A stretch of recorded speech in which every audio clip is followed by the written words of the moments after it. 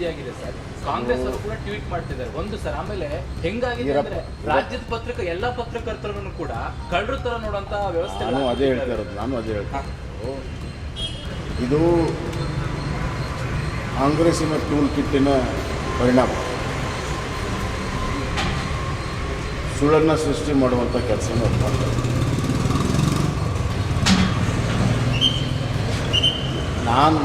ನಾನಂತೂ ಯಾರಿಗೂ ಕೂಡ ಸೂಚನೆಯನ್ನು ಕೊಟ್ಟಿಲ್ಲ.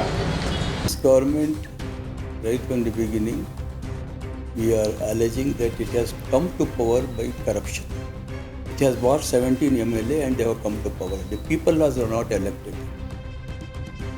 So what do you expect from this government? जब एक गवर्नमेंट 17 MLAs को दूसरी पॉलिटिकल जो लोग इलेक्ट करे थे वो MLAs अपनी पार्टी छोड़ के जिसको मैंडेट मिला था वो खरीदे जा सकते हैं और उससे गवर्नमेंट बना सकते हैं. तो उस पॉलिटिकल पार्टी की गवर्नमेंट से आप क्या एक्सपेक्ट करेंगे? यही एक्सपेक्ट करेंगे ना. The politician को परचेस करना it's a common thing, like horse trading होता है सब कुछ है, but journalists here like where are we heading? See, journalist को भी किसी को भी ब्रेव कर सकते हैं, ब्यूरोक्रेट्स को ब्रेव कर सकते हैं, आप किसी को भी. Journalist are not free from all this, they are also human being. देखिए, फर्स्ट ऑफ ऑल बेसिक है, हर आदमी फर्स्ट इंसान है. वो पेशा सेलेक्ट करता है. कोई जर्नलिस्ट होता है, कोई पॉलिटिशियन होता है, कोई ब्यूरोक्रेट होता है, कोई इंडस्ट्रियलिस्ट होता है. अगर उसके जो कैरेक्टर सही हैं तो हर जगह वो सही रहेगा, और उसकी कैरेक्टर सही नहीं है तो हर जगह बुरा होगा. वो पॉलिटिशियन भी अगर ये उसके पास वो प्रिंसिपल नहीं है तो हर जगह वही होता है.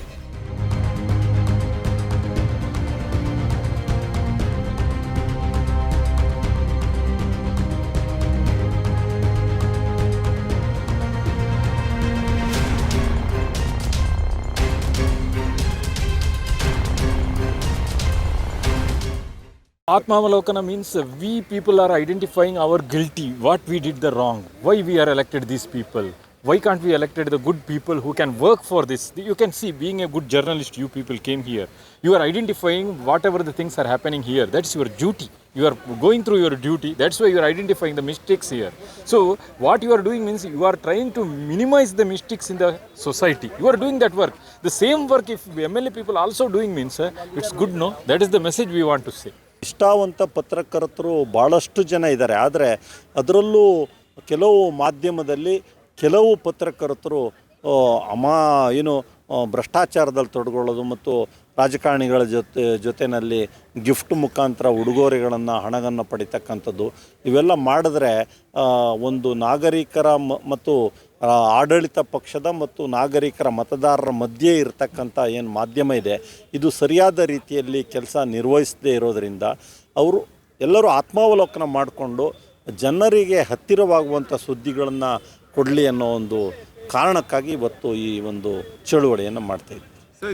ಇಲ್ಲ, ಜರ್ನಲಿಸಮಲ್ಲಿ ಕರಪ್ಷನ್ ಅಂದರೆ ಅದರಲ್ಲೂ ಯಾವುದೇ ಪಕ್ಷ ಇರಲಿ, ಆಡಳಿತ ಪಕ್ಷದವ್ರ ಜೊತೆ ಇವರು ಆದಷ್ಟು ಮಟ್ಟಿಗೆ ಗಿಫ್ಟ್ ತಗೊಳ್ಳೋದಾಗಿರಲಿ, ಬೇರೆ ಯಾವುದೋ ಒಂದು ಜಿ ಕ್ಯಾಟಗರಿ ಸೈಟ್ ತಗೊಳ್ಳೋದಾಗಿರಲಿ, ಯಾವುದೇ ಲಾಭದಾಯಕ ಮತ್ತು ಅವರಿಗೆ ಬೇಕಾಗುವಂಥ ಬಹುಮಾನಗಳನ್ನು ತಗೊಳ್ಳೋದಾಗಿರಲಿ, ಇಂಥವೆಲ್ಲ ಪತ್ರಕರ್ತರಾದವರು ತಮ್ಮ ವೃತ್ತಿ ಧರ್ಮಕ್ಕೆ ವಿರುದ್ಧವಾಗುತ್ತದು.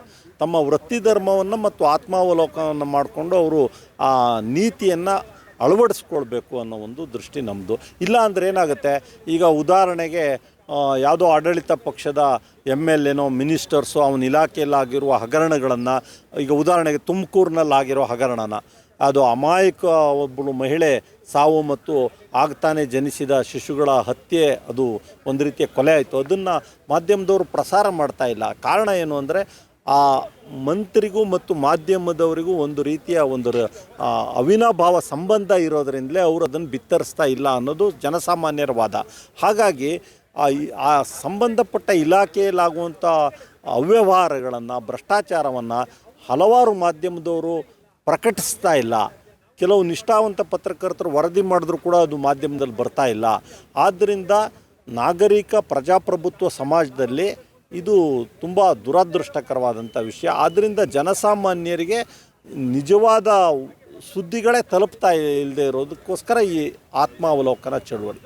Being a teacher in a private school, they are collecting the fees for conducting the class and all.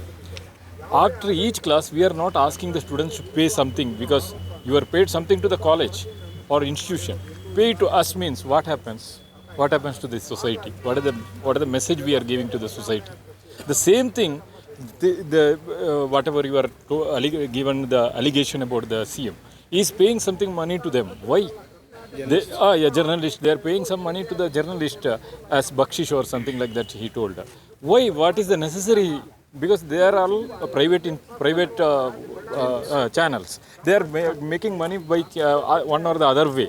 Again, why he is giving that? It's not good. It's not fair. That's all we want to say.